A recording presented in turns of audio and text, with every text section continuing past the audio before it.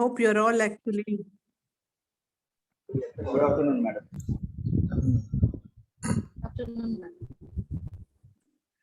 Good afternoon, everyone. You can hear me? Am I audible? Yes, Yes, ma'am, you are audible. Okay, fine. Okay. Today we are going to, you all do know actually the. Yes?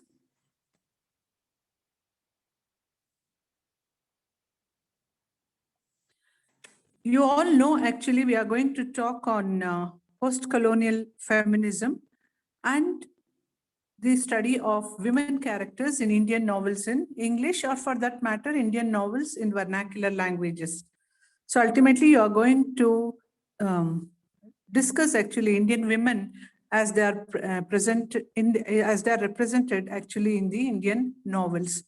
So before going to that aspect, I think actually there is some kind of background discussion which I have to make. Here, I am making a statement which is something very important.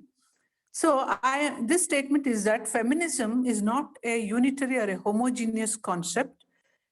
Instead of using the term feminism, it's always good if we use it in plural as feminisms. Can you hear me? Madam, you are not visible, madam. Yenappa? What is Madam, it? you are not visible. Your voice is clear. Yeah, I'm Madam, only you are not audible. visible, madam. I have kept my video switched off. Okay, madam. Okay, thank you. Okay. So I felt actually I'll be more at home and more myself without the video. So I'm only, but just tell me if I'm audible. Could you hear me? Yes, madam, you are audible. Yes, Yeah. Okay, fine. So here I made a very important statement. So what is that? Feminism, in fact, is not a homogeneous concept. Instead, it is actually a heterogeneous concept. So which means actually instead of talking about feminism in singularity as feminism, it's always good we talk about actual feminism as feminisms. So what do I mean by that? So probably if we try to understand this aspect of feminism, that is the heterogeneousness or the multi-layered nature of feminism, then automatically we will be understanding our meaning of actually post-colonial feminism. Why, instead of just using the word feminism, why is it that I'm using post-colonial feminism? Because already you might have heard many people talking about black feminism, many people discriminating and using addresses or using words like this, like Western feminism, Indian feminism, Black feminism, Islamic feminism, South Asian feminism, and so on and so forth. So this itself is an indication that there is actually differences. There are actually, you can discriminate feminism, that is, you have at least different categories of feminism. So you see, when I said when I use the word Islamic feminism, you can see I am actually uniting with feminism a religious identity, isn't it? When I said Black feminism, I am using actually the racial connotation in relation with feminism. When I said Indian feminism, I am using actually the national identity in association with feminism. So similarly, when I say Western feminism, you can understand I'm associating Western countries with actually feminism. So which means actually this is only a proof that feminism is not a homogeneous concept, but a heterogeneous or a multi-layered concept. So apart from such actually association of religion, caste, class, and the nationality and so on, you also have another interesting way of actually intensifying or giving in-depthness to the meaning of the word feminism. That is associating critical theories, isn't it? Or what is called as actually the associating of critical theories with feminism. And that is how you have such phrases like psychoanalytic feminism. You talk about postmodern feminism, you talk about post-colonial feminism, post-structural feminism, cyber feminism, ecofeminism, and so on. So which means within the experiences of women, there are varied and variegated kinds of experiences which can be associated with women. So what women experience in India is different from what women in an Islamic country experiences. What kind of freedom struggle which women express in Western countries is entirely different from Indian women's idea of freedom or Islamic women's idea of freedom. So which means ultimately we are actually understanding that there is something which is governing the woman experience. So what is that something? So that something you can actually can be described in an umbrella term called as culture. So which means culture is deciding actually the experiences of the women. So don't you think it's important actually we have to take the culture of actually of any category or any group of women who are under study in the sense when you're talking about basically you know what feminism is. Basically or fundamentally feminism is something which makes an attempt or tries to address the issue of women oppression, women liberation, or actually women equality with men. So this is the basic idea. This is the fundamental idea of feminism. But in spite of, and probably whatsoever might be the theoretical framework you associate with feminism, or whatsoever actually class, gender, race, caste identity you associate with feminism. So all feminisms, for that matter, basically fundamentally addresses the issue of oppression, woman equality with men, and at the same time, woman issues of oppression and exploitation, and at the same time, the modalities of solution you could work out for woman problems, isn't it? So after knowing the basic fundamental actually concern of feminism, where is you might ask me this question: where is the need for actually distinguishing or discriminating by these different phrases? Like psychoanalytic feminism, postmodern, black feminism, post-colonial, post-structural, cyber, eco. And what is this black feminism, Indian feminism, Islamic feminism, South Asian feminism? So why all these actually kinds of nomenclature are associated with the, or phrases are associated with the term feminism becomes important. So ultimately, this is a proof that actually women experiences are not similar, or it is not a universal experience. It is not something, it's not a global experience. It always varies with region, varies with different identities. Based on race, a white woman's experience is different from that of the black woman. Based on country, Indian women problem is different from that of the Pakistani women or the Western women. Based on actually, that is your class, you have actually rich woman's problem, which is entirely different from that of the poor or the poverty-ridden women. So after this, now you understand why actually we are using the word post-colonial feminism. So this is one of the category where you are associating feminism with post-colonial experience. When I use the word post-colonialism, you are very much, as the phrase itself is telling you, the word itself is telling you, you are actually referring to the colonial experience. So 300 or 350 years of colonial experience, which India underwent, or which many of the, because colonial phenomenon was a global phenomenon. It was not something which was confined to India alone. It was a global phenomenon. World over, in many countries, the so-called colonials have ruled. So colonials ruling here is not just a matter of administrative aspect, it's a matter of introducing culture as well. So colonial experience means actually for any country coming together of two different cultures. And especially when there is this hierarchy between these two cultures, so then you know very well how one culture can impact or impress the other culture. So if at all, if we confine ourselves to Indian feminism, which once again is one of the category under actually post-colonial, one of the offshoot under actually post-colonial feminism, you can understand that we are here concerned with actually colonial phenomenon, which India did experience for almost actually 150 or 200 years here. So British presence in India, there were many European countries, but particularly we are concerned with British presence, British culture, and its impact on India, because they were the one who lasted for longer time, who stayed back in India for a longer time. And whatever changes we perceive in our own culture, whatever impact we had on our own culture, it was actually from that of the British culture more than any other European culture. So when you compare actually two different cultures of the British and India, so there is a hierarchical relationship between these two cultures. So that is the British culture or the Western culture, for an alternative phrase which I am using here. British culture here is a culture which considers itself superior over that of the Indian culture. So automatically what happens?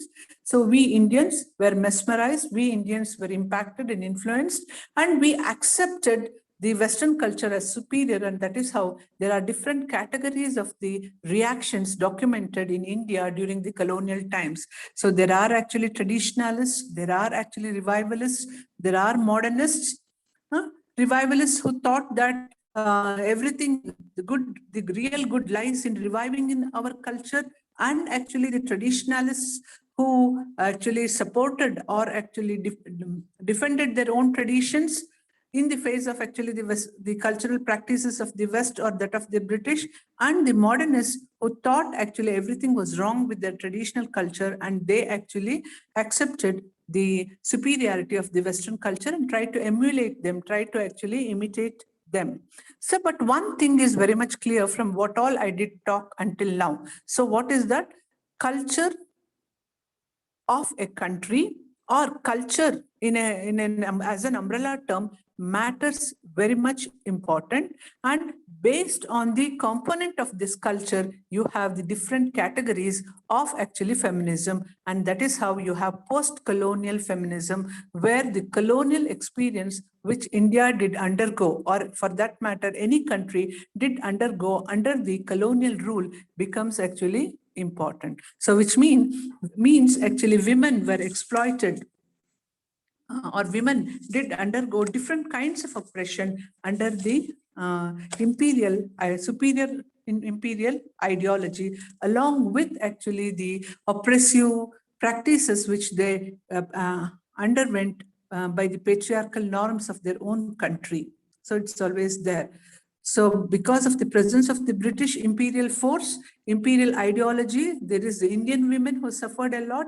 And at the same time, they did also suffer a lot because of actually what is called as their own superior patriarchal beliefs or norms, which always thought woman as inferior to that of the man. So that is when we talk about post-colonial feminism, we will be understanding and analyzing feminist experiences under actually the after colonialism, after actually the colonial phenomenon that happened in India. So with this, actually, we pass on to the next aspect. You see, when you talk about actually feminism, there is also another way of addressing feminist historicity of feminism, or historical aspects or historical developments of feminism. So that is actually captured in the terminologies of first wave feminism, second wave feminism, third wave feminism, and so on. So what happened? So and when you look at actually chronologically, if you look at actually the struggles associated with women problem, or struggles associated with actually liberating women, so it all dates back to the time of 19th century in England or in Europe, when which is often actually addressed in the phrase women question, isn't it? So in India, if you talk about actually women liberation and the time when it all did begin, you go back to the time of actually the last quarter of the 19th century and the first quarter of the 20th century onwards, isn't it? So here in the West, it all began. When you look at actually the first wave of feminism, you could see some of the problems of women being addressed. Like what actually the earliest of the attempt can be described as women's suffrage movement, when actually they attempted to get voting rights for the women. That was followed by the extension of employment opportunities and financially actually strengthening or empowering women by asserting economic or financial independence. So and that is how it all did begin. So even actually in India, if you look at actually the earliest attempts to address women problems, you could see the same aspects of women question becomes important. Suffrage movement, voting rights, followed up by actually trying to suppress or subdue or eradicate some of the social evils, socially practiced evils, which really subjugated women becomes important. So it might be sati, it might be abolition of the child marriage, it might be strengthening of or extending of opportunities for the widow remarriage, or it might be actually strengthening of marriage laws and so on. So, though actually the feminist movement in India is a later day happening when compared with that of the West. In West, it began during the time of actually 19th century. Or in India, it all actually dates back to the time of last quarter of the 19th century and the first quarter onwards of the 20th century. But what is interesting is that, so though actually we have almost 70 years of Indian independence has lapsed, still you see complete liberation of women or complete assertion of women independence really has not happened in India. So even during 1980s and 90s, you could see the conservatives opposing many of the liberal, attempts to liberate women can be seen. But before going to that, actually, I just want to tell you something else. So with actually the second wave of feminism, so after the first wave, which addresses the basic fundamental, oppressions that was associated with women, like actually extending employment opportunities, then actually trying to assert equality with men in terms of labor and in terms of labor wages, and actually working out voting rights and all those things. So when it comes to the second wave of feminism, you could see you have the different, shall I say, theoretical frameworks being associated with feminism, and accordingly you have categorizations like liberal feminism, Marxist or social feminism, and you also have heard of the phrase radical feminism. So there is subtle differences. Ultimately, anything related with feminism addresses women oppression, no doubt about that. But still, in what they actually consider to change, in what they think as important to change, there is this difference between liberal feminism, Marxist socialist feminism, or radical feminism. So liberal feminism tried to fight for the equal rights of the women in their right as citizens. So this is what is the high point of the liberal feminism. They're trying to work out the equality of women in their privilege as citizens. So whether you're a man or a woman, you always have the identity of being a citizen. So once you are a citizen, so automatically all the privileges, all those actually rights a citizen has to enjoy, has to go with each citizen. So woman as a citizen, just because woman has the identity of just because her sexual identity is that of a female, she cannot be actually denied many of the privileges that goes with a citizen, that goes with citizenship. So with Marxist social feminism, you know that they actually believe that all kinds of gender inequality are related to the capitalist mode of production. So with radical feminism, they think that patriarchy is the root cause of all evils.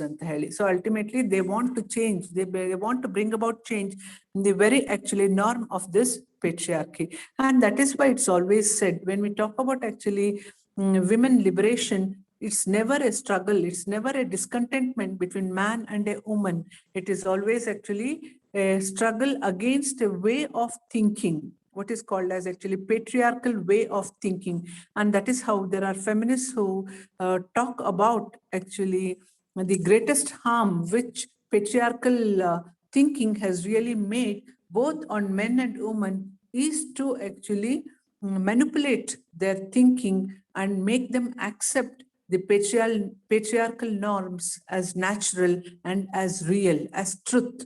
So this is the greatest harm.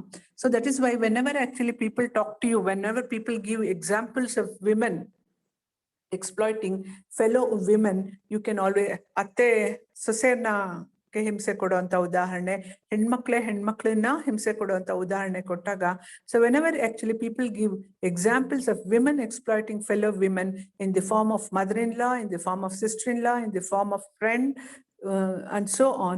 So how can you defend it? How can you disargue it?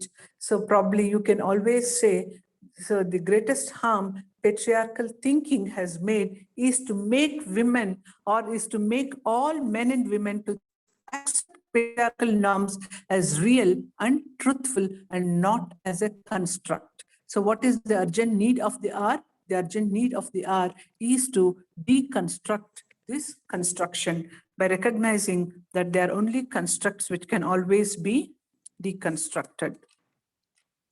So with this, actually, we pass on to the next important aspect. So when it comes to radical feminism, you see, radical thinking or radical feminism, there was a lot of radical transformation that was brought about actually in addressing women problem. So because the earliest of the effort was just to see that they got education, they got employment opportunities, they had financial freedom, and some of the laws of the marriage were strengthened and so on. But with radical thinking, you could see there are some traditional actually thinking which were completely changed. So hitherto never thought of kind of radical could be seen. So I'll just give you some 2 or 3 examples. But one thing you should always remember with India, so all these changes can, even the very origin of feminism in India can be considered as actually a post-colonial feminism.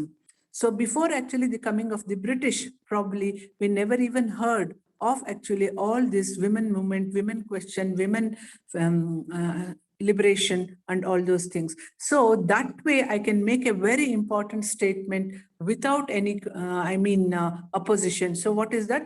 Feminism in India itself is post-colonial in nature, which means whatever actually feminism you define, you associate with India can be described by the phrase post-feminism and post-colonial feminism, because it's only after the colonial experience that we did get the idea of actually what women suffered in India, how women suffered in India, how actually they differently lived in comparison with actually the Western women, and all those subtle differences between the women of the West and the Indian women. So all these differences, all these actually,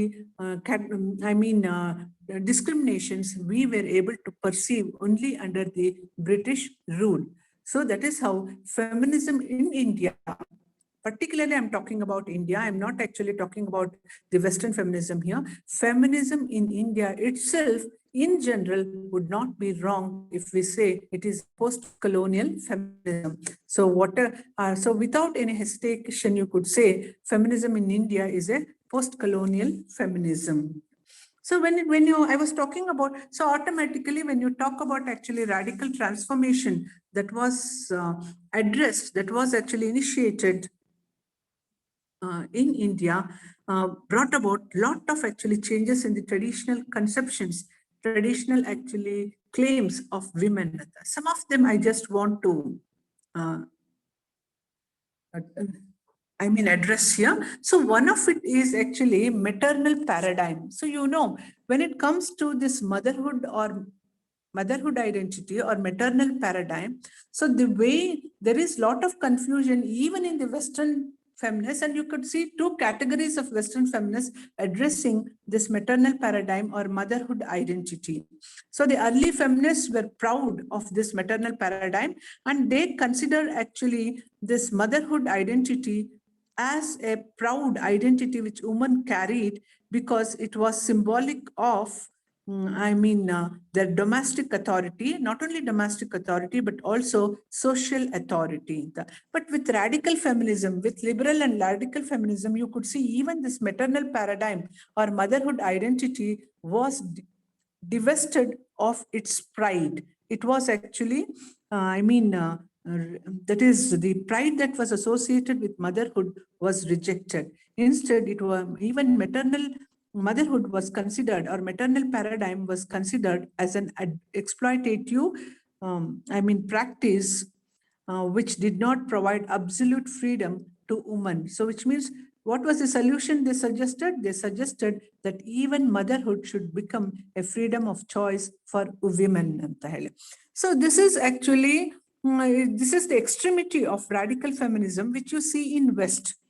But when it comes to India, are we really able, though we were exposed actually probably because of the colonial experience and the Western feminism, which we came to know, were we really able to actually think of motherhood paradigm in this sense?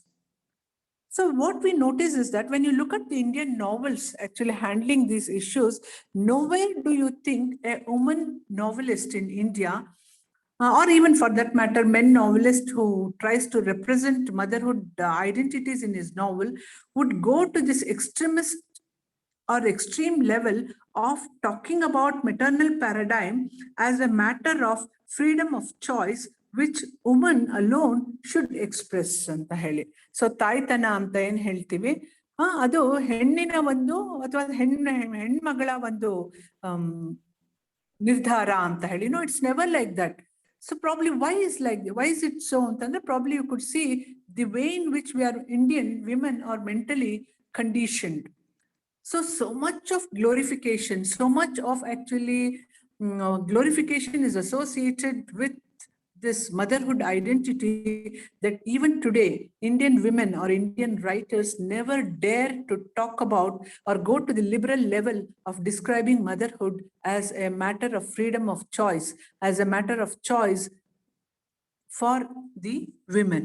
So this is one aspect, that this is where I'm trying to tell you how actually with post-colonial feminism, you could see in spite of all the radical thinking that has been associated with feminism, there are actually Indian writers as well as actually Indian characters in the Indian writers' books or novels where you never have this amount of radical expression or this extremity of radical thinking with the characters or with the writers. Now, then there are other issues, other radical changes which was brought about in West, which we were introduced to because of the post-colonial experience. That includes control over reproductive and sexual roles, which can be actually described as women's sexuality. Women's sexuality is another important actually arena where actually women complete freedom of choice is provided. But when you look at actually the culture of India, when you look at actually our liberal thinking in this matter, it's a very restricted kind of moment.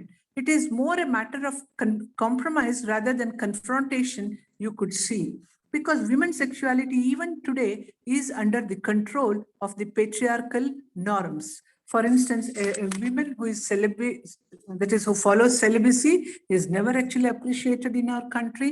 A spinster, throughout her life, actually, she enjoys lot of social shame, we can say. Even autoeroticism like lesbianism is never even openly discussed in a country like India. Whereas actually in the West, it's entirely different. Celibacy, they don't care for marriage as an institution, and they make a personal choice here in matters of celibacy.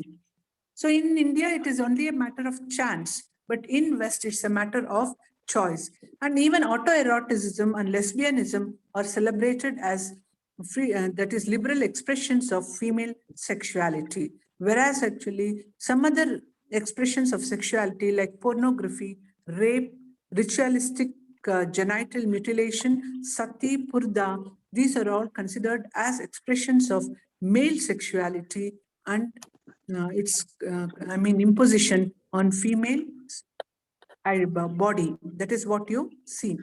So even in this matter, you could see probably the culture of India has such a control over Indian women and men's mindset that even today we think actually uh, not being married or actually talking about women's sexuality as a matter of social shame. Isn't it? Lot of suppression, lot of subduing in this matter can be seen. And even today, male sexuality has a greater control over actually that of the female sexuality. So these are some why I'm giving this example is just to tell you there are a team number of examples you can work out. So whenever you are reading any of the Indian novels or whenever you are analyzing any of the characters in Indian novels, you always have to bear in your mind how far our cultural conditioning, the conditions of our culture are working on the individual psychology and where exactly they are trying to cross the border, where they are trying to break away the comfort zone and coming out, and how radical they are trying to, they are able to prove themselves. And this becomes a matter of great study, you could say. And that is how, probably that is the reason why many of the Indian women novelists, they don't want to be identified with this label of being called as feminists. For instance, Shashi Deshpande herself, actually, if anybody addresses her as a feminist writer, she disagrees with them. She thinks and she defends herself, and she argues that she doesn't want to be identified as a feminist. And so what is the reason for this? Because once again, it's nothing else but actually the way in which our culture is different from that of actually the other cultures. The values here, the worldview of our culture. So what we give importance, what we privilege are entirely different from that of the cultures of other country. So accordingly, how family and community is always considered as of a matter of great privilege and primacy when compared with that of individualism and individual compared with that of the individual. So that is how feminism in India is more a matter of compromise rather than confrontation. That is what you notice with the characters, with the women characters in Indian novels. So you often see women making compromises rather than actually dawning on the attitude of confrontation. So there is something here. I just want to read out the views of Madhu Kishwar, a feminist activist and founder of Manushi, when it comes to feminism and the Indian women's reaction to feminism in India. This is what she tells. I read out here. Madhu Kishwar, a feminist activist and founder of Manushi, underscores this anomaly. So this anomaly in the sense, a kind of defect, a kind of diseased condition. So what is that? In India, most of us find it difficult to tune into the extreme individualism that comes to us through feminism. Extreme individualism we shun, we hate. Why? Because we are afraid that way we would be alienated, we would be actually separated or estranged from the community and the family in the. So that is what, hence I just continue reading Madhu Kishwar's word here. In India, most of us find it difficult to tune into the extreme individualism that comes to us through feminism. For instance, most women here are unwilling to assert their rights in a way that estranges them not just from their family, but also from their larger kinship group and actually community. So our values, what our culture respects, what our culture privileges is entirely different. So from this, since our childhood days or during our formative years, from birth to our adulthood, we have been trained to believe or to value family, the well-being of the family and the community. And our role within the family and community is such that every individual need to sacrifice for the well-being of the family and the community. So probably that is why you could see the kind of feminist expressions which you see in the West is not to be seen in India. So that is how we can see since independence, Indian feminism has become more amorphous. So no doubt we have been engaging with issues like female feticide. So even you know how actually family, what is called as the scanning of the fetus and its sexuality is completely banned in India. Even today, in 21st century, there is still this struggle against female feticide. So where actually, banning or stopping of scanning of the identity of the child in the womb of the baby in the womb is opposed. So the legality of it is always actually questioned. So even today, in India, since independence, we are struggling against issues like female feticide, dowry deaths. So even today you have news, isn't it? You often read news in newspapers where you talk about death of women for the reason of dowry. And sexual violence is very common, in India. So that is how even today there are struggles actually trying to work out equality in workplace and also women trying to assert her sexual freedom. So which means we Indians, in spite of because of the post-colonial experience, have been introduced to the Western feminism and all the radicalism that is associated with it, we literally practically have not been able to adopt it and work out the freedom of women in India. So this itself is a fine instance of that. Even today, we are fighting against female feticide, dowry death, sexual violence, equality in workplace, and sexual freedom. So that is how there is probably another important authentic information we get as to this backward, shall I say, this not much advanced development of women freedom in India is actually authenticated by a government commissioned report, which was published in 1974, which was named as Towards Equality. So where they indicated that women in condition in India has declined since independence.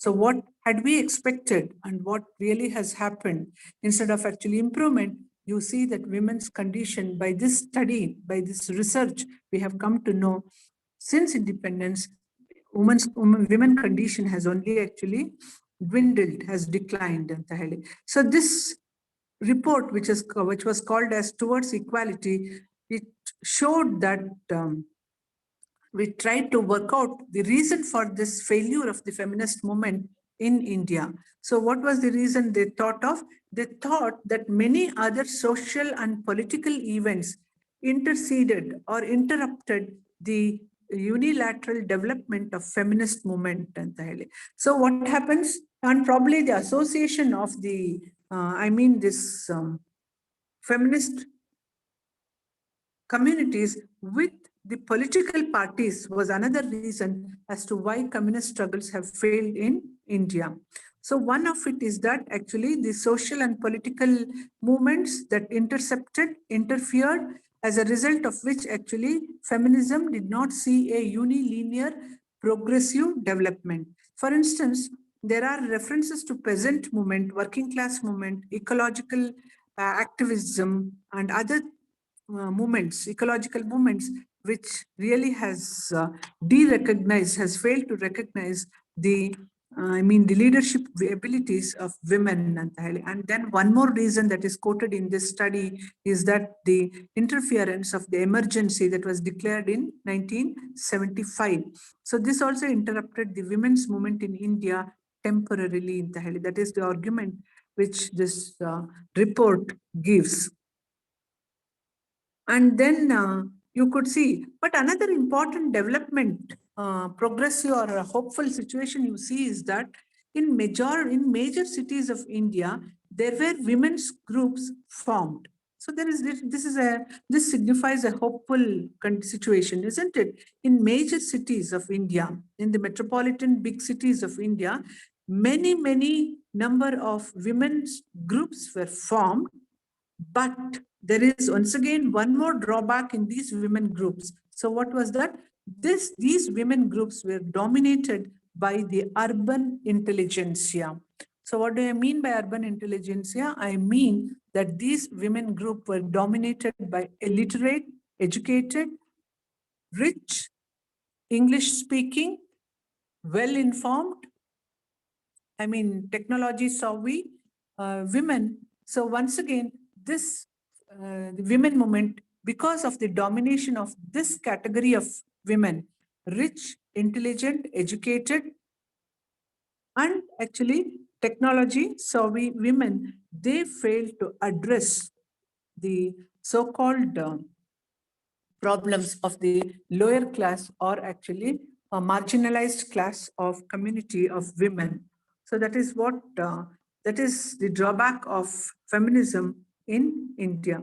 So Elena Singh is another feminist who argues that women's platform emerging in the context of mass movements do not necessarily provide women with significant representation in the leadership of the overall movements. And the mass movements interceded and it stopped recognizing women problems exclusively.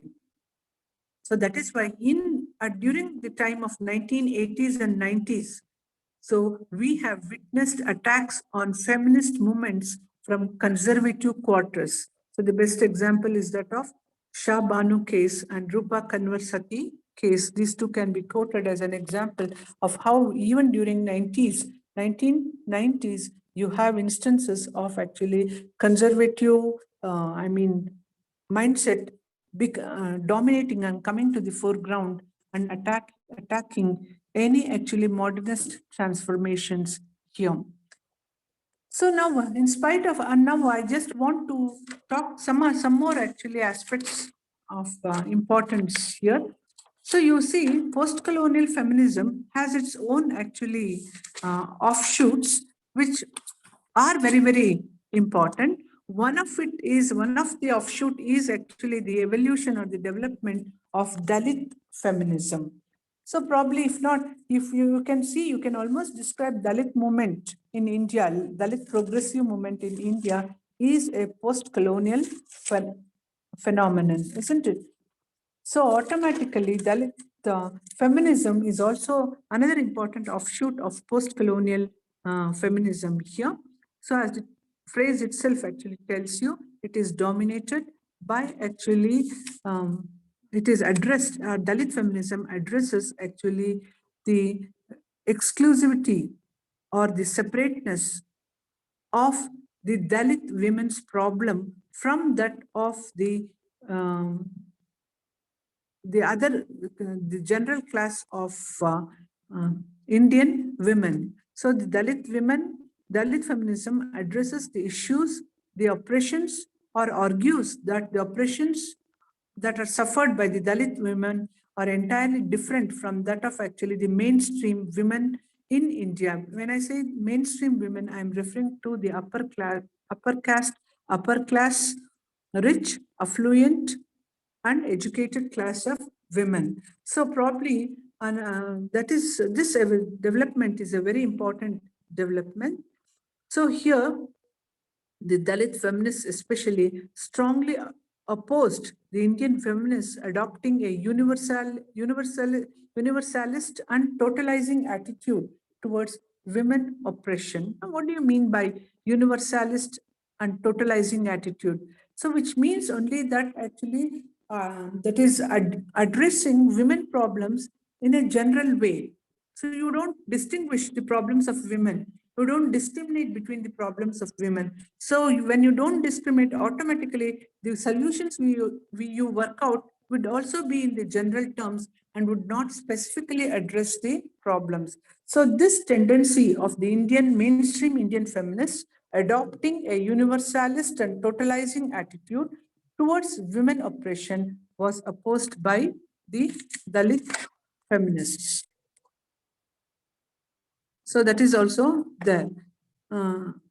So they want to prove that the categories of caste and gender are mutually connected. So another important contribution of Dalit feminism is that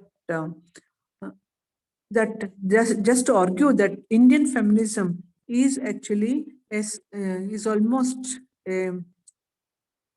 Brahminical, it is dominated by the Brahminical patriarchy. That is why they called Indian feminism as Savarna.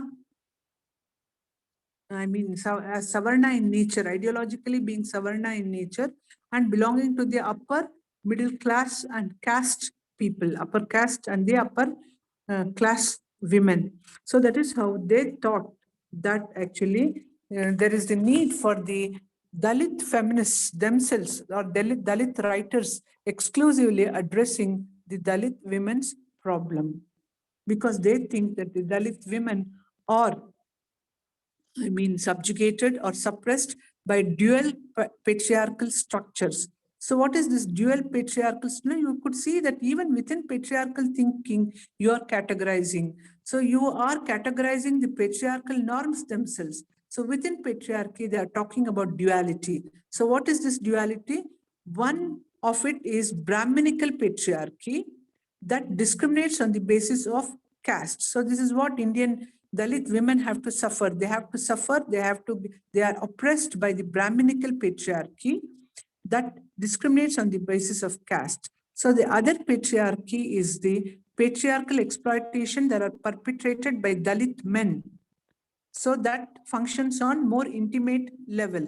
So there is Dalit men perpetrating for oppression by their patriarchal thinking, and there is the upper class community who do practice Brahminical patriarchy and thereby oppress the Dalit women. So that is how there was this formation of NFDW, that is National Federation for Dalit Women. So which is considered as a very important formation, because it really helped a lot for the evolution of Dalit feminism in India. So I am talking about Dalit feminism here. Don't think that it's a digression. When I'm talking about Dalit feminism, I am talking about it as a part and parcel of actually post-colonial feminism, because I told you, when I talk about post-colonial feminism, so all those developments that happened about women, in recognizing women oppression and in evolving women freedom after colonial experience, after the phenomenon of colonialism in India, is how you define post-colonial feminism. So that is how Dalit feminism is one of the offshoot of actually this post-colonial feminism, and that is how it is placed in my that is how it is talked about in my actually discussion. So there is another interesting three-way oppression which Dalit women, talk about. So it is this recognition of the different modes of oppression that make the Dalit women recognize their difference from the other Savarna, the so-called actually mainstream educated class women. So what is that? One of the oppression is caste oppression at the hands of the upper caste. And then there is the Dalit laborers, Dalit women laborers who are subjected to class-based oppression at the hands of the upper and the middle class and castes. And then there is actually the patriarchal oppression at the hands of all men and the men of their own caste. So you could see how a different, actually clinically, you can literally dissect the different levels at which Dalit women are actually, subjugated and oppressed. So with this, actually, probably there are important actually harbingers of Dalit feminism includes writers and critics like Meenakshi Moon, Urmila Pawar, Sharmila Rege, and Kumkum Bhavnani, and others. So probably Meenakshi Moon, Urmila Pawar's book, We Also Made History, is an important contribution in this matter, because it recognizes the contribution that was made by Dalit women to the Ambedkarite movement. So this is very important, you see. So women, because you see, especially only when you recognize women's action and women's contribution in the public sphere, that that women's struggles will get more and more strengthened, and the legality or the logic of women's struggle becomes more clear. So, for instance, while talking about this, I just wanted to talk about another interesting nationalist discourse on women question, which evolved during the time of independence struggle or nationalist struggle. And this is described as nationalist discourse of women question ಅಂತ ಹೇಳಿ. So there is actually an important critic come writer called as Partha Chatterjee, who, while talking about nationalist discourse of women question,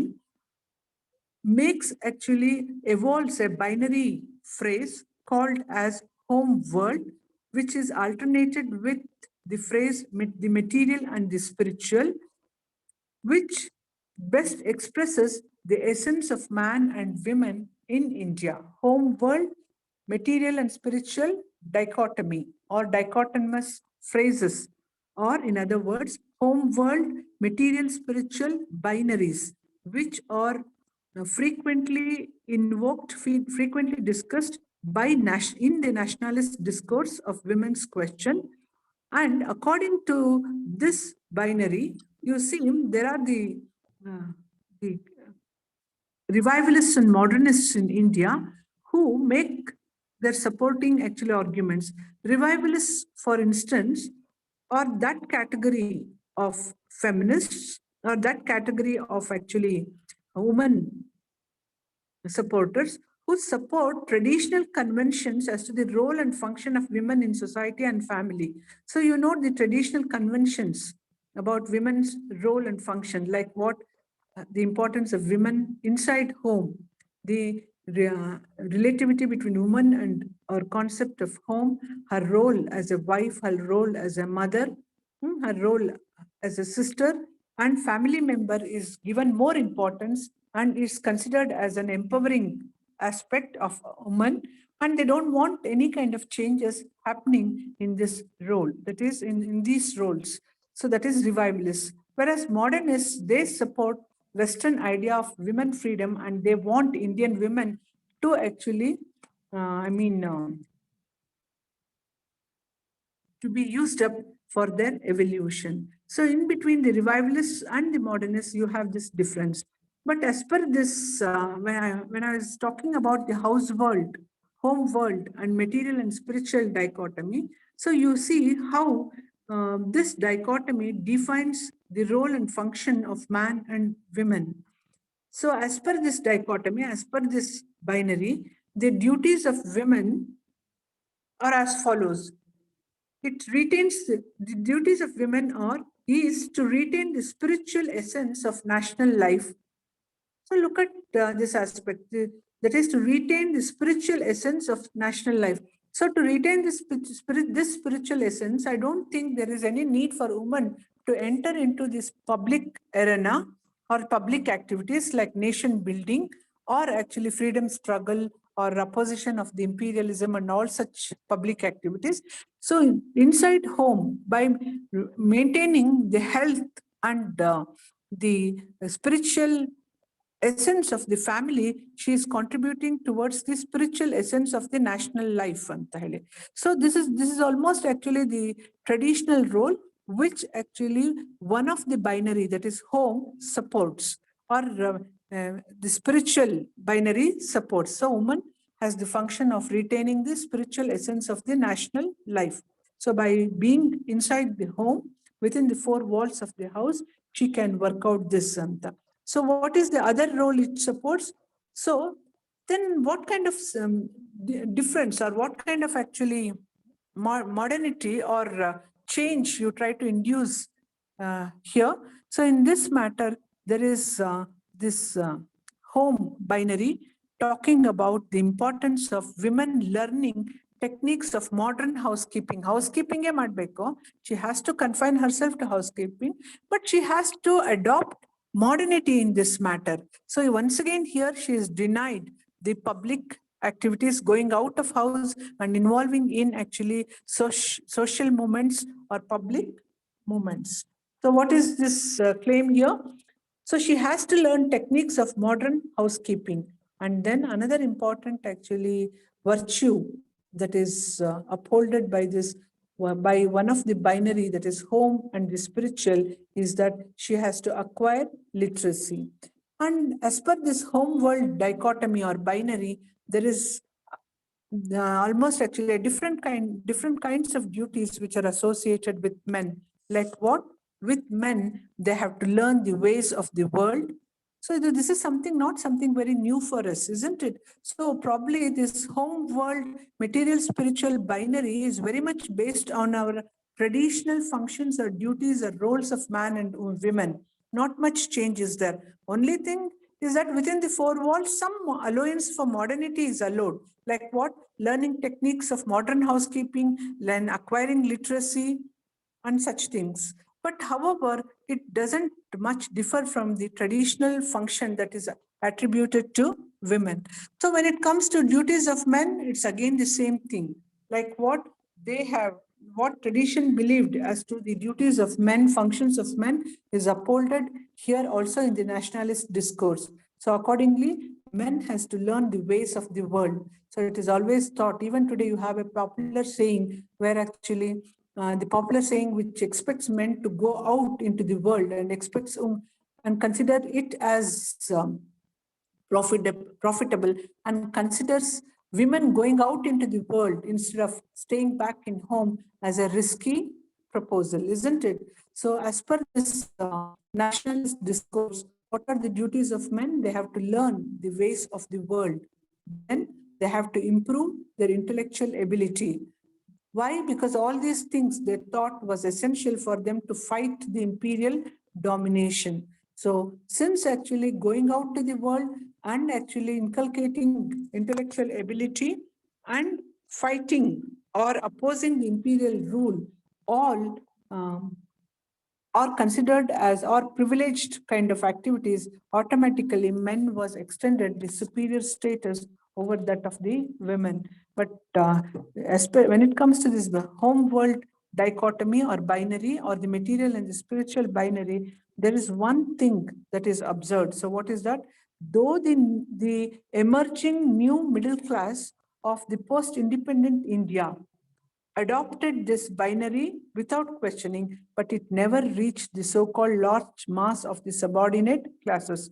And the subordinate in the sense, poor section of the women, then the discriminated or the marginalized section of the women, they never adopted this home world dichotomy, the material spiritual dichotomy. Instead, but however, this home world dichotomy ultimately was shall we say, neutralized, was considered actually, or was neutralized on recognizing the women participation in the nationalist struggle, so which is a public space. So the kind of contribution women really made, it might be in the example of Sarojini Naidu, it might be in the example of actually so many of the political women leaders. You see, there was this recognition of women contribution to nationalist struggle. So nationalist struggle is a work, it's a public space activity. So on recognizing this home world dichotomy was opposed. So woman need not confine herself to home, the four walls of the home. Instead, so she can maintain and contribute to the world, to the intellectual activities, to the nation building or the public activities by coming out of the house. And the nationalist discourse was later opposed. So I think actually these are some of the aspects which, so by discussing all these things, what I'm trying to tell you is that especially when you're reading Indian novels, when you're analyzing the characters of the in Indian novels, it is very, very important for you to adopt more than adopting the Western feminist, I mean, dictates. It's always actually good if we look at actually the women problems, women oppression, women freedom in Indian novels from the point of view of the Indian feminism or post-colonial feminism. So here, what are you ultimately trying to give importance? You are trying to relate Indian women oppression, women problems in the studied or represented in the novels with the culture of the country. So we are able to recognize where exactly woman is compromising, where exactly she is confronting ಅಂತ ಹೇಳಿ. So probably that way, our study of women characters in Indian novels would be more, praiseworthy and more contributing in nature if we would take into consideration the culture of India and the related behavior of women in Indian novels, instead of actually verbatim trying to apply the West the tenets or actually the norms of the Western feminism directly to the study of the Indian characters. It's always good if you have a good enough idea of Indian feminism or post-colonial feminism, because even colonial experience was very, very important. So after the coming of the British, so what kind of actually transformation happened in Indian culture? What kind of assault or what kind of actually changes was seen in the mindset of the Indian women? So that, and how far it gets represented in the Indian novels of the time. So if you give importance, then give actually, if you study the characters with this differential politics or the differential actually, categorization you can make within the general category of the women, then your understanding of the Indian novels and women characters in them would be more actually informative and more interesting. So culture.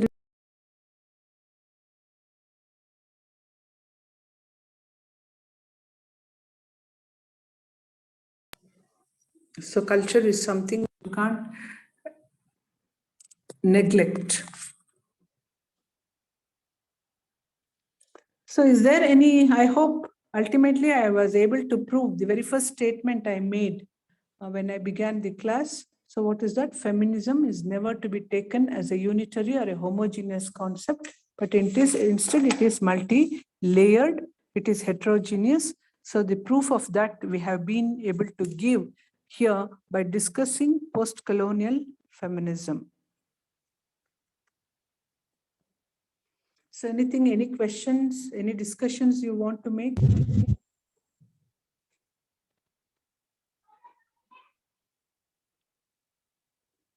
Anything else? Madam, madam, Yeah. Any questions or any discussion you want to make of Madam, what we congratulations, discussed today? Did you have an idea? madam, Yes, yes. madam, it was a very nice presentation. Uh, My question is, what do you think whether Indian women or women in West enjoy the more freedom, both in public sphere as well as literary works too? Yes. You're finished with your question? Yeah, finished, madam. Finished. So what was your question? Whether it is Indian women or Western women, how far, to what enjoy extent they should be given freedom in the public sphere, isn't it? Whether the Indian women or women in West enjoys the more freedom. Oh, you want to know? You want to make a comparative study?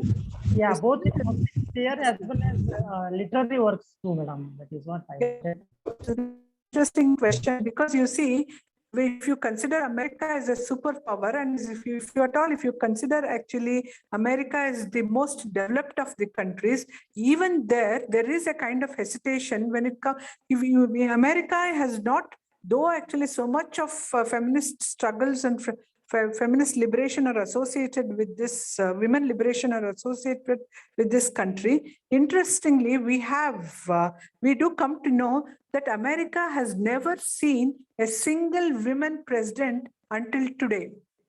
So especially when that is one of the women, competitor for the president post. For the first time, we have a vice president in America. Yeah, this time we have actually Kamala Harris. In her, we have a vice president.